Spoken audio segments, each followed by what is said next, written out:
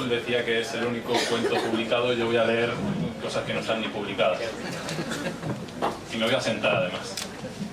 Voy a leer uno de los 50 microrelatos fantásticos que he escrito en los últimos 50 días. Esto lo he hecho... Está flácido. Está flácido.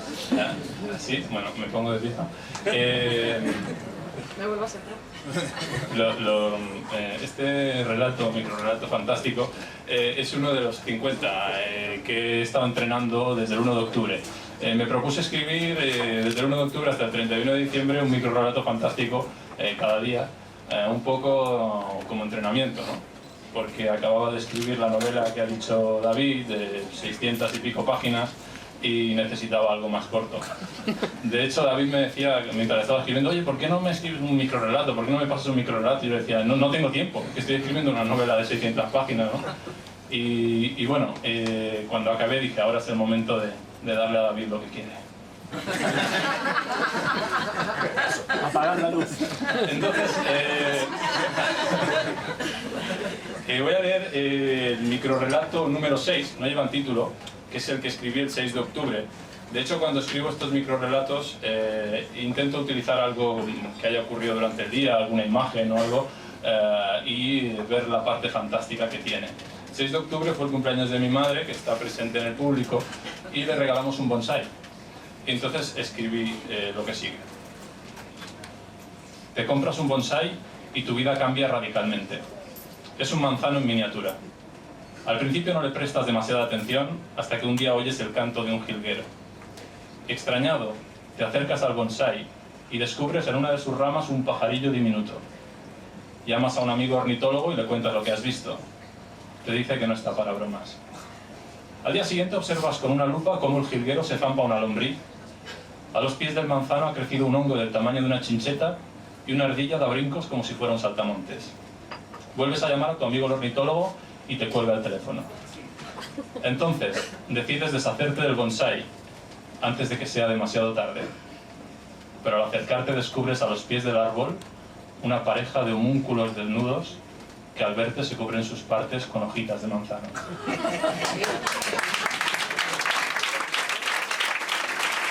Lo gracioso del asunto es que cuando le leí este microrelato a Teresa, que también está entre el público, me dijo, pero tío, si eso ya lo escribió Merino.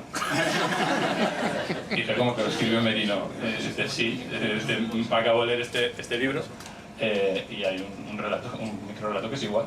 Digo, a ver. Entonces cogí el libro de Merino y leí esto, lo voy a leer ya en homenaje al maestro. Porque además ayer me acompañé a la estación de Sants y aproveché luego para escribir un microrelato sobre ese viaje a Sants con Merino, que acabaré leyéndolo también. Pero si me dejáis voy a leer el texto para que veáis cómo le copié sin saberlo. Se titula, el suyo sí tiene, exactamente, Ecosistema, y dice así. El día de mi cumpleaños, mi sobrina me regaló un bonsái y un libro de instrucciones para cuidarlo. Coloqué el bonsái en la galería con los demás tiestos y conseguí que floreciese. En otoño habían surgido de entre la tierra unos diminutos insectos blancos, pero no parecía que perjudicasen al bonsái. En primavera, una mañana, a la hora de regar, vislumbré algo que revoloteaba entre las hojitas. Con paciencia y una lupa, acabé descubriendo que se trataba de un pájaro minúsculo. En poco tiempo el bonsái se llenó de pájaros que se alimentaban de los insectos. A finales del verano, escondida entre las raíces del bonsái, encontré una mujercita desnuda. Espiándola con sigilo supe que comía los huevos de los nidos. Ahora vivo con ella. Y hemos ideado el modo de cazar a los pájaros. Al parecer nadie en casa sabe dónde estoy. Mi sobrina, muy triste por mi ausencia, cuida mis plantas como un homenaje al desaparecido. En uno de los otros tiestos, a lo lejos, hoy me ha parecido ver la figura de un mamut.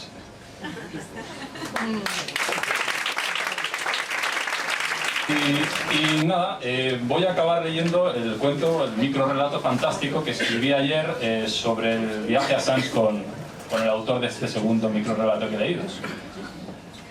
Dice así, de nuevo no tiene título, es el microrelato 50 del 19 de noviembre de 2012 y empieza.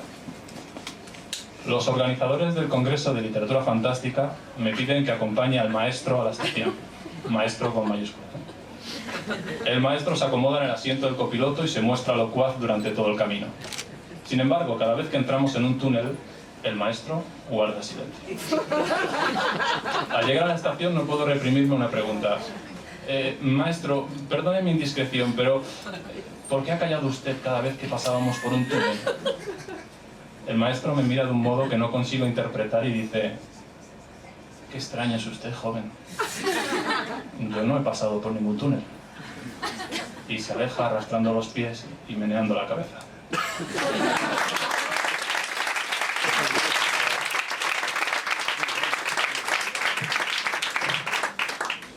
Bueno, aquí se han leído cosas publicadas y cosas inéditas.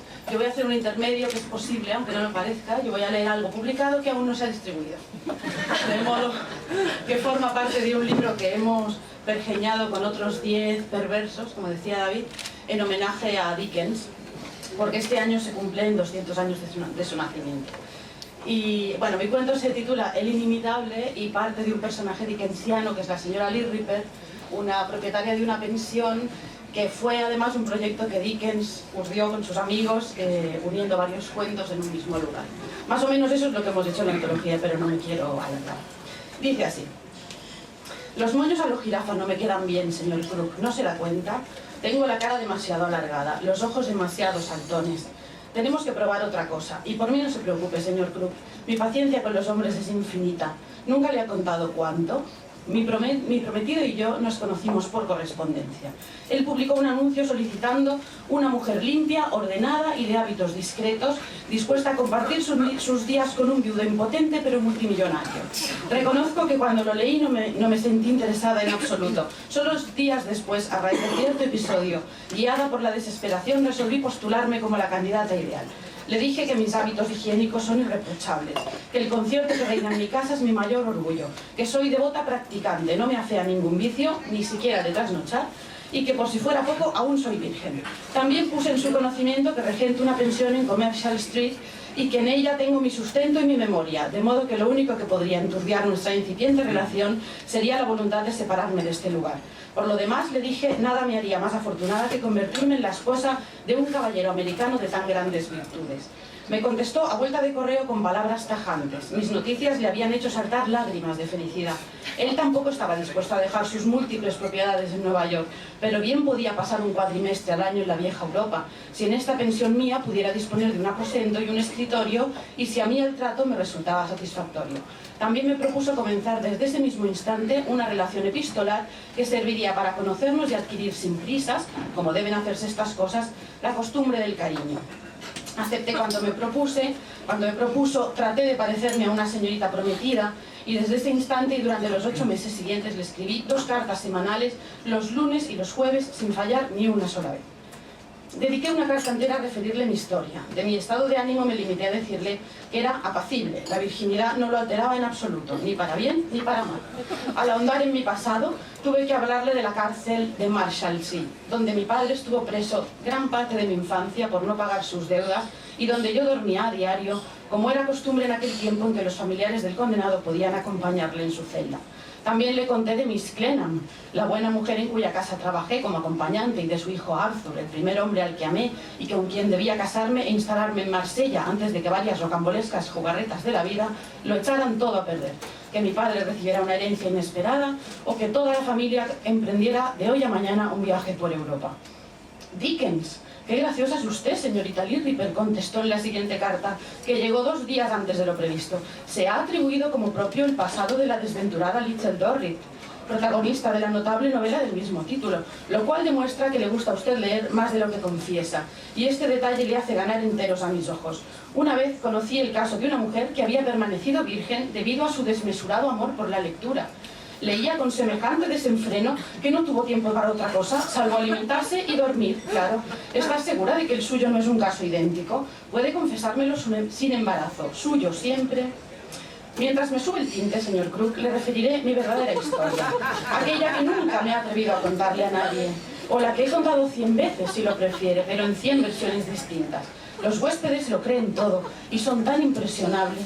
Comenzaré por la pensión, que fue un regalo. Sí, como lo oye, un regalo monumental de un hombre con el que estaba en relaciones. Muy rico, por supuesto, y también muy impetuoso. Una vez le dije cuánto me gustaría regentar una pensión, atender a mis huéspedes, contratar personal para que se sintieran como en casa, coser con mis propias manos unos graciosos visillos con que adornar las ventanas y luego sentarme tras ellos en una mecedora a esperar el regreso de mi amado. Siempre se me ha dado bien esperar, señor Crook. En realidad, mi más lejano pasado no es mucho mejor que el de la desafortunada Dorrit. Mi padre no acabó en la cárcel, sino en el manicomio, y yo no terminé sirviendo a Miss Glenham, sino a Miss Dickens. Catherine Thompson Hogarth, insípida criatura, siempre quejosa, siempre descontenta, siempre embarazada. Jamás se ha visto hombre más mal acompañado, ni tampoco mujer más fértil. Parió 10 hijos, y hubieran sido más si el desengaño no se le hubiera instalado en el corazón.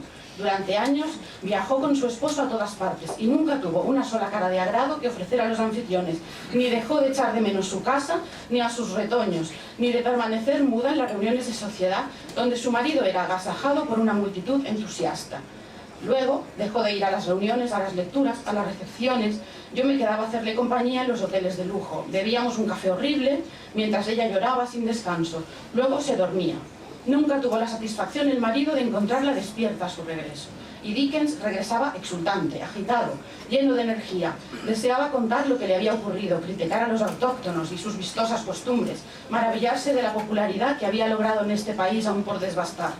Su euforia le llevaba a ser inmodesto, a hablar de su fama, sus admiradores, sus próximos éxitos, los miles de copias que vendería, lo mucho que cautivaría a sus hordas de seguidores y a denominarse a sí mismo The Inimitable, el inimitable. Luego tomaba una copa, se recostaba en un sillón de terciopelo y me decía a regañadientes: «Es todo por hoy, señora Lirriper, puede retirarse». Podía sentir cómo sus palabras contradecían sus deseos, presenciar el combate entre su alma y su instinto. Disfrutaba con aquello, pero me consumía tanto o más que a él. Me despedía, devolvía la mirada, hacía una reverencia, salía de la habitación. Sentía sus ojos fijos en mi espalda, más abajo. Hasta que un día, en Boston, me preguntó: «¿Hay algo que deseo saber, señora Lirriper?» «Sí, señor». «¿Hay algún señor Lirriper?» «En realidad no, señor», reconocí. «Entonces, lo correcto es que le llame señorita Lirriper». «Sí, señor». «¿Y puedo preguntarle por qué todo este tiempo no me ha advertido del error?» «Porque prefiero el otro tratamiento, señor». «¿Por alguna razón?» «Porque me protege». «¿De qué le protege? ¿De mí?» «Sí, señor, de usted también». Aquella noche me siguió a mi cuarto. Observe estos tirabuzones, señor Crook. ¿No le parecen un milagro? ¿Cómo diablos ha conseguido que aparezcan ahí? Es como si los hubiera traído de mi pasado. ¿Y si los tiñe también, quizá de algún color atrevido? ¿Cuál me recomendaría? Traiga la carta de colores y los estudiaremos a conciencia, uno por uno. Y mientras tanto terminaré de contarle cómo fue que la señora Dickens me arrojó en brazos de su marido. Aunque sería injusto echarle toda la culpa. Ese hombre era una fiera, señor Crook. Un portento de la naturaleza. Ni 7 esposas hubieran bastado para satisfacerle. Si en sus quehaceres públicos, y eso incluye la escritura, desbordaba energía y caía a menudo en el exceso, en sus labores más íntimas no era una excepción. Comprende que la lánguida Catherine no fuera para él más que un entretenimiento. Él necesitaba mucho más. Por fortuna, señor Crook, Dios nuestro Señor tuvo la precaución de crear mujeres de todo tipo. Algunas le salieron desapasionadas, refractarias a los vicios de la carne, próximas a la náusea y al desmayo, ideales como esposas y madres. Otras, en cambio, salimos ardientes, insaciables, despendoladas, orgullosas de nuestra condición. Nosotras hacemos que se mueva el mundo. Ellas, las madres y esposas, hacen que se perpetúe. Somos las dos caras de la necesidad humana. Así que el hostal fue un pago por ciertos servicios y me siento muy orgullosa de ello. Servicios continuados, serios, puntuales y gozosos durante más de 30 años.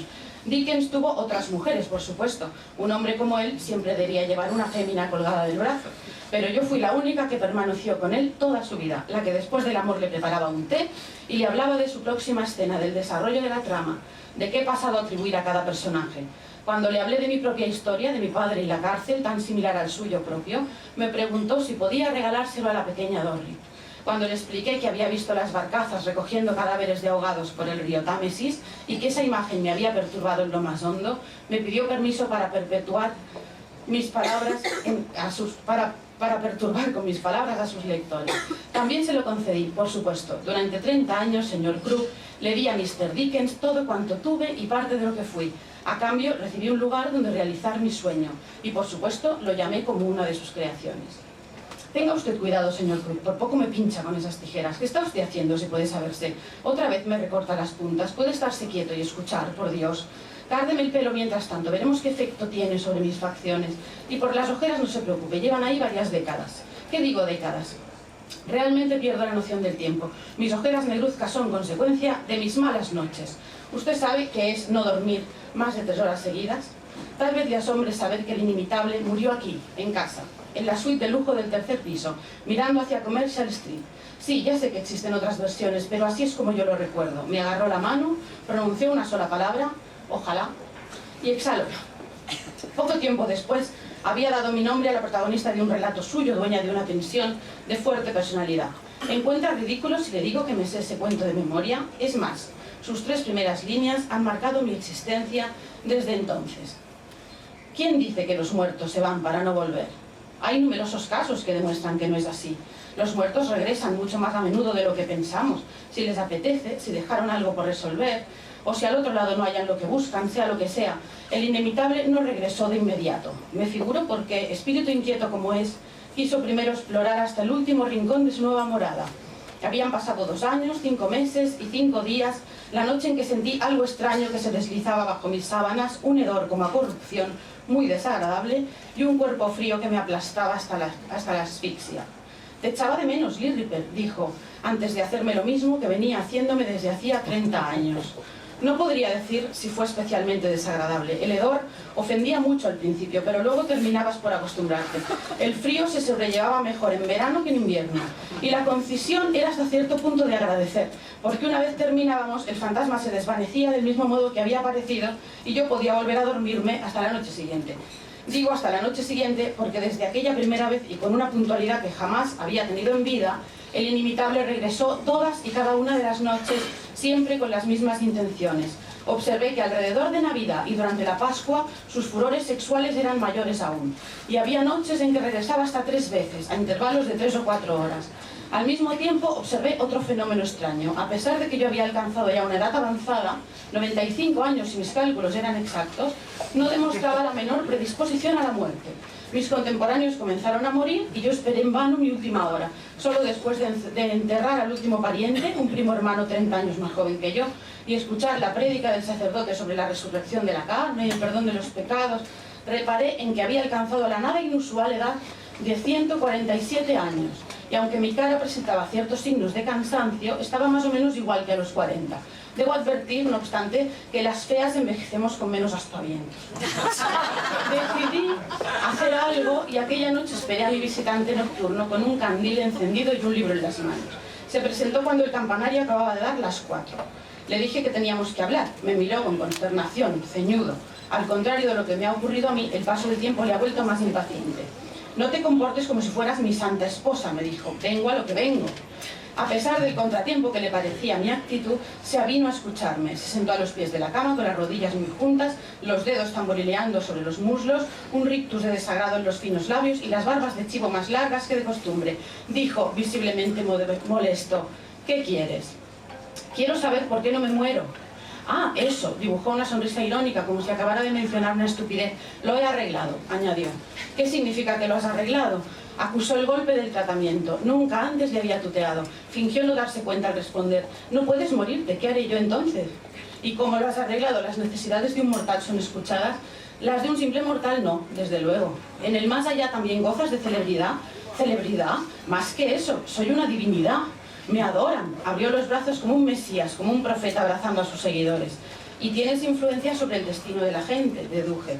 Ya la tenía, en cierto modo. Cuando inventaba mis historias decidía sobre el destino de mis personajes, construía su vida como si fuera un dios. Ahora lo hago a mayor escala. Me pareció ridículo, ¿verdad que lo es, señor Krug? ¿Cómo se hubiera quedado usted si un fantasma le suelta en plena madrugada semejante cantidad de bobadas? ¿Se hubiera enfadado? Yo no me enfadé, lo cual debió de desconcertarle. Le dije que lo arreglara de una vez por todas, pero sin levantar la voz. Bajó la cabeza, compungido, sus dedos dejaron de tamborilear, me dio un poco de lástima. «Pero si mueres no podré volver», dijo. «¿No existen los tratos carnales entre espectros?» «Sí», susurró, «pero a mí no me gustan».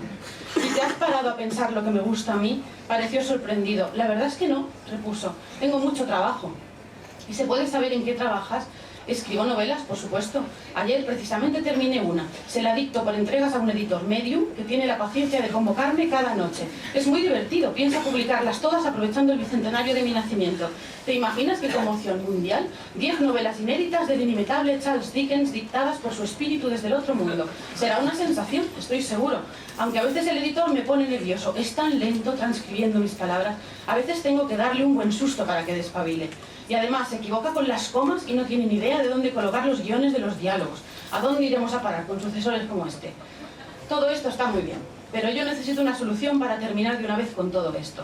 Terminar, repitió. Lo cual me recuerda, dio un respingo justo en el momento en que comenzaba a sonar las campanadas de las 4:30. Tengo que irme. El editor ya ha comenzado a invocarme y debo dictarle la última parte de la novela, una entrega doble. Jamás se puede desoír una invocación. Hasta mañana, Lee Ripper, y desapareció hasta la noche siguiente. Fue esa noche cuando decidí contestar al anuncio del millonario americano. Pensé que si me convertía en una mujer casada, las cosas cambiarían, y así fue. ¿Sabe que el pelo lacio me agrada más de lo que pensaba? Me veo más, no sé, más formal, más arreglada. Podríamos seguir por ese camino, señor Krug. Un velo discreto y debajo una media melena lacia de color azabache. O ciruela, berenjena. ¿Qué diferencia hay? ¿Usted lo sabe? Le dije que siempre tuve un apetito sexual muy despierto. Sin embargo, desde hace unos 80 años he notado que mi deseo se enfría. Razón de más, pienso, para acabar de una vez por todas con esta hospitalidad que me amarga las noches. En los últimos tiempos las cosas han cambiado mucho, es verdad. Una noche se me ocurrió anunciarle al inimitable que me casaba y le dio una rabieta infantil. Comenzó a pasear por Bleak House Inn haciendo diabluras, asustaba a las mucamas, esparcía su olor a podrido por todas partes, se aparecía en mitad de la noche brillando con luz propia, o dictaba unos relatos extrañísimos y espectrales a los huéspedes que los transcribían, dóciles, siguiendo sus órdenes. Creo que llegó a publicarse algún libro. Del furor sexual de otros tiempos, en cambio, no había ni rastro, y aunque no tuviera la certeza, sospechaba que se debía a mi estrategia nupcial. Por una vez, señor Krug, habría acertado. Pero quieto ahí. Usted también es un genio, caballero, eso es, míreme, ni recogido ni suelto, ni demasiado joven ni demasiado vieja. Este es el peinado que he estado buscando desde el primer día que me senté en esta butaca. Y ya solo me queda el desenlace de la historia. Déjeme decirle que la boda fue preciosa. Sonó música de órgano, el sacerdote habló sin descanso y los huéspedes que esos días se alojaban en la pensión no faltaron.